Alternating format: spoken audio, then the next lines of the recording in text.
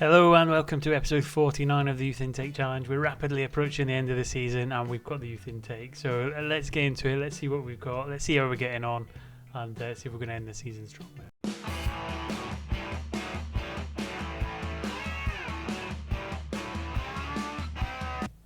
First thing we'll talk about this time then, instead of going straight into the schedule, is the tactics. Last episode, just towards the end, we changed the tactics slightly to remove the deep line playmaker from right here in the back and push an attacking midfielder forward, move the playmaker into the middle of the park and just go a little bit more offensive in an effort to get a bit more goals and kind of affect play on the other end of the pitch, which I think has had a really good impact.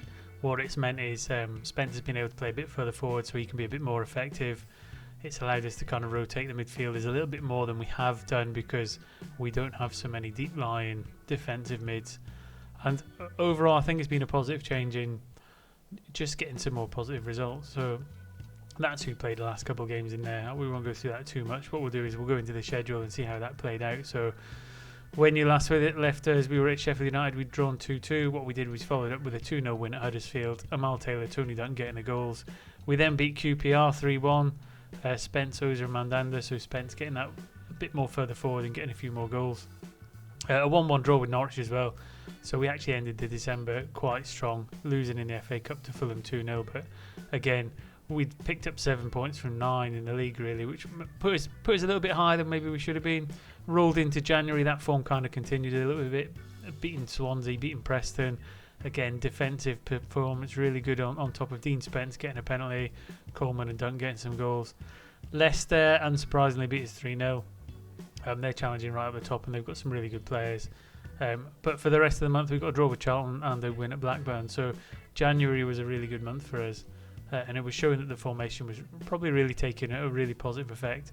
However, when we went into February, and I don't want to say too much about player fitness and who was available. We'd had some big injuries to our goalkeepers.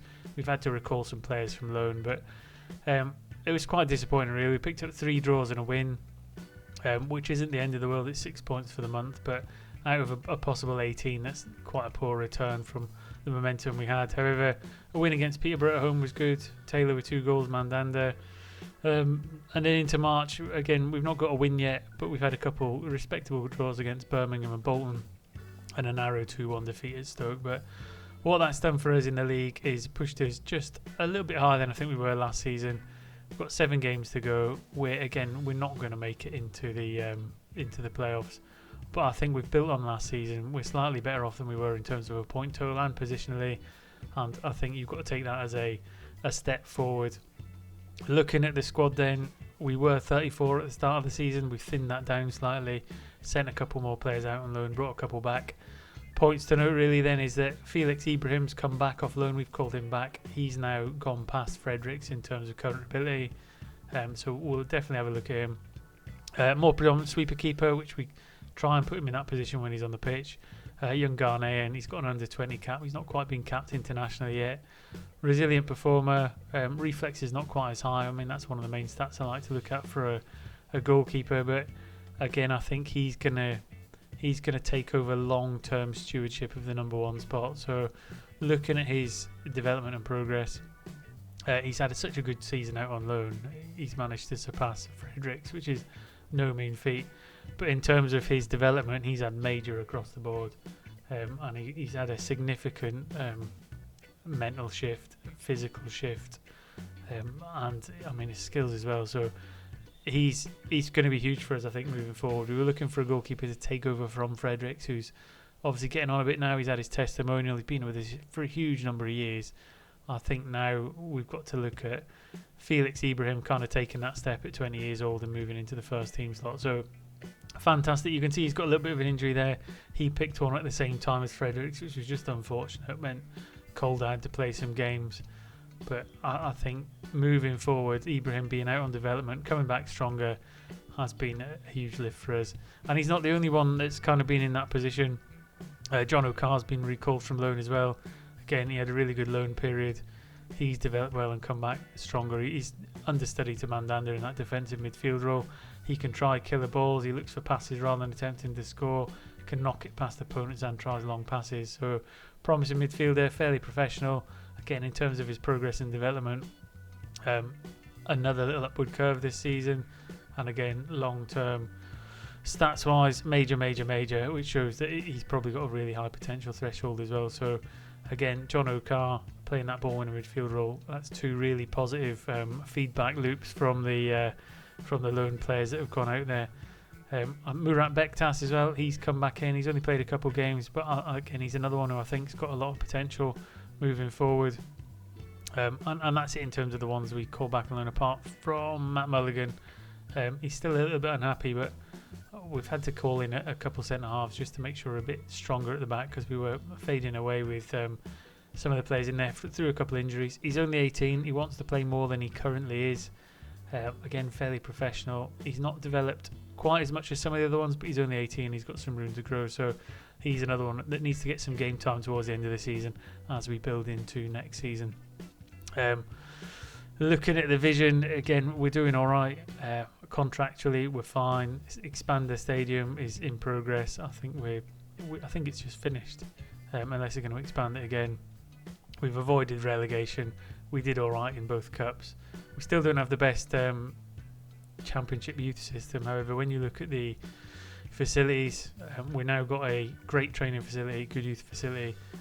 Options to improve them haven't gone in yet. However, I've requested the youth level to go up again, and we've got exceptional youth academy coaching and recruitment. So facility wise, we're doing really good. Stadium's been expanded a little bit, but I think in some ways we might need a new stadium, but I'd rather they didn't do that till we maybe get to the Premier League, because it'll allow us to build one that's a little bit bigger.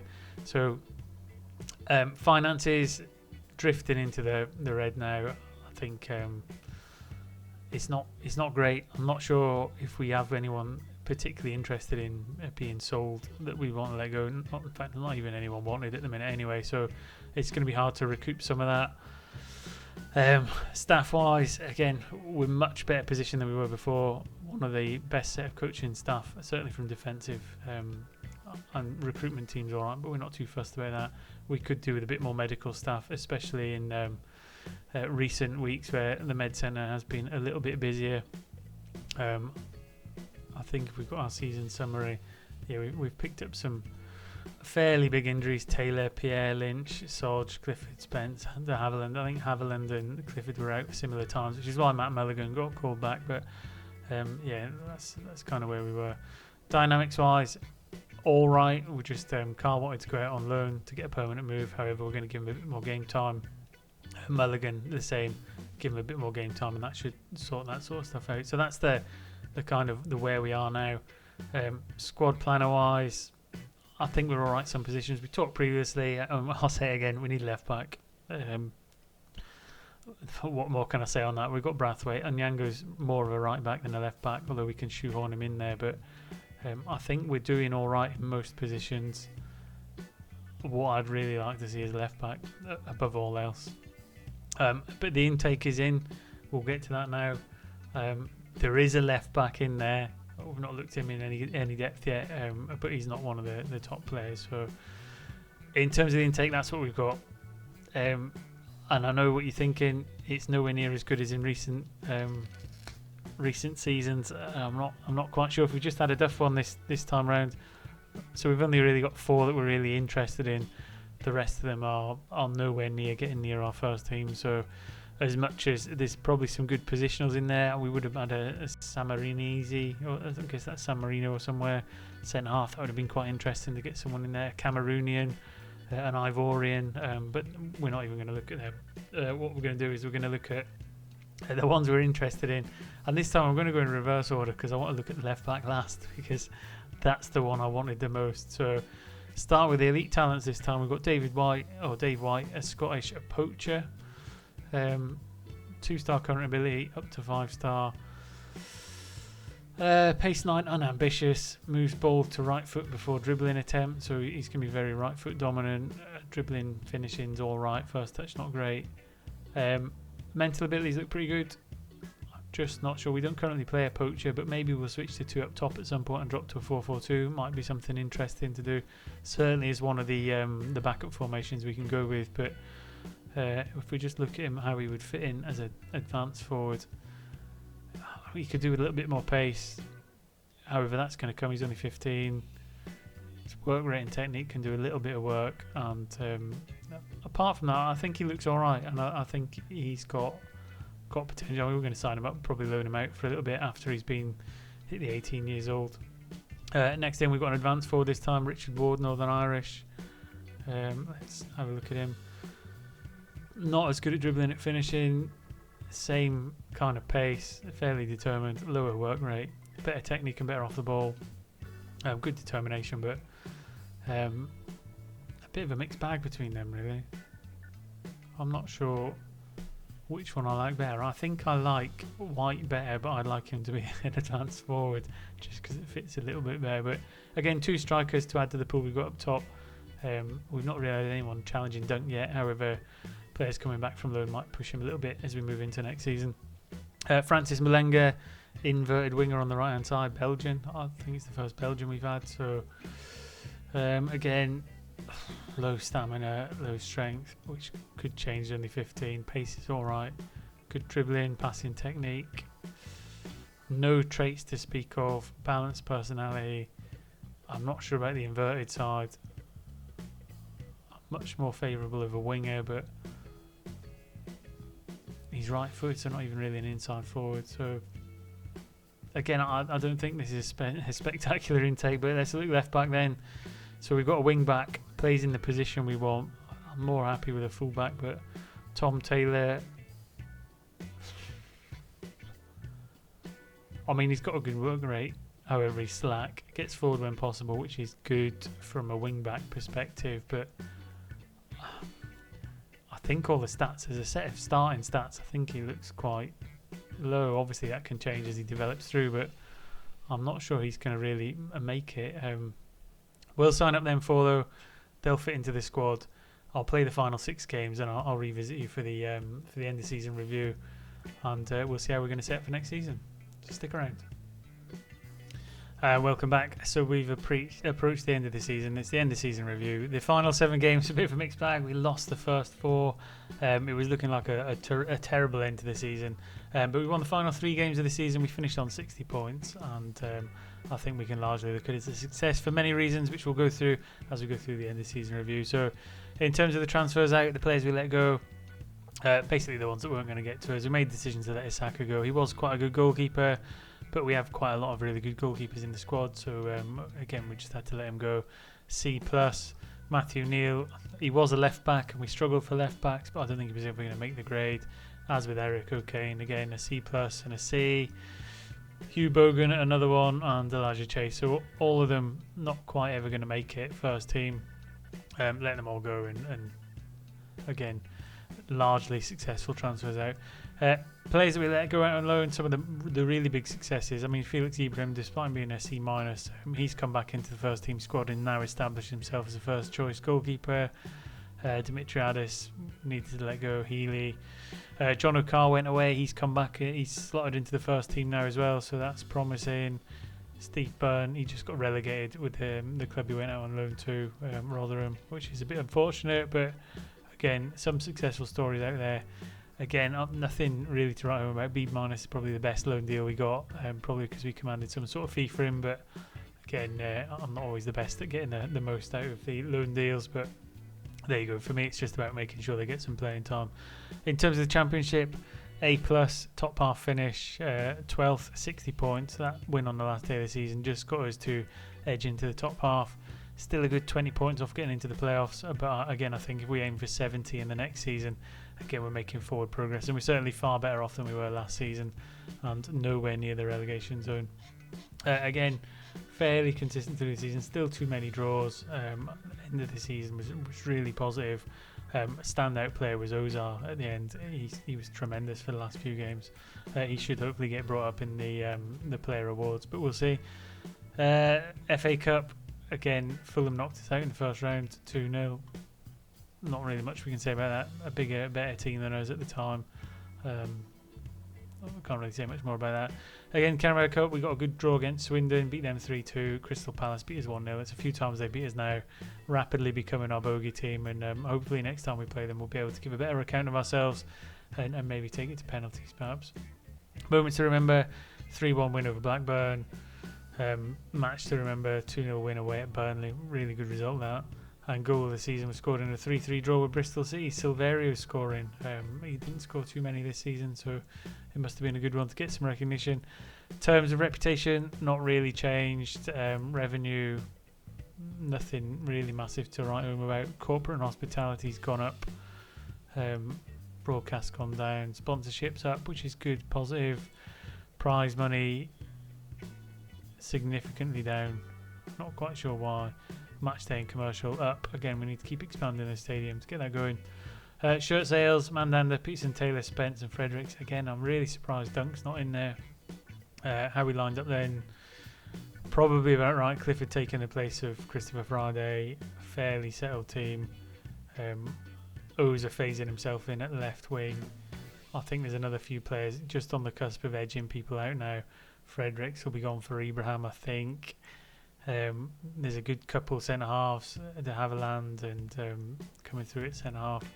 We've got Sodge, we're going to fit in at midfield. We've got Carr coming back in on loan as well. So actually, I think the squad is developing really well. So one manager of the month award in September. I think it was a short month. There was only 3 games and we won them all, so no surprise there. Player of the season, Fredericks. Quite surprising though, he's been overtaken in goals, so he's had his best season, but he's also been replaced, which is a bit of a double bubble for him. Young player of the season, Derry John de Havilland at the centre half. Again, he played quite a bit more games than I thought he maybe would have. 12 goal appearances, 15 sub appearances. Got a goal in there as well. Shaping up quite nicely. 3-star current ability. And I think moving forward, he's still got a lot of potential ahead of him. I think we're going to have some really good centre halves. Goal of the season we've talked about. Top goal scorer, Tony Dunk. He finally hit the 20 goals. I think he got 2 in the last game of the season. So, again, just getting better and better each season, which is fantastic. He got 22 in total, I think, for the year. Bertozo, most assists. So it is good to see him. He's had a fantastic season, and I think he's one of our highest current ability players now as well. And again, when we go into the next episode, we'll assess which one's our championship standard, but I think he may now well be one of them with potential to go further as well. Most man of match awards is Dunk. Highest average rating Spence, who's had a bit of a resurgence playing in the advanced midfield role.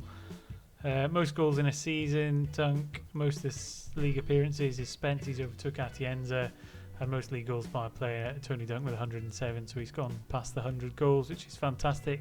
And at 22, he's got many more to come. Manager timeline-wise, not a lot really. Club stalwart, Dean Spence becoming the highest game-playing player, and only really getting 2 players through the youth intake. It's not been the best youth intake.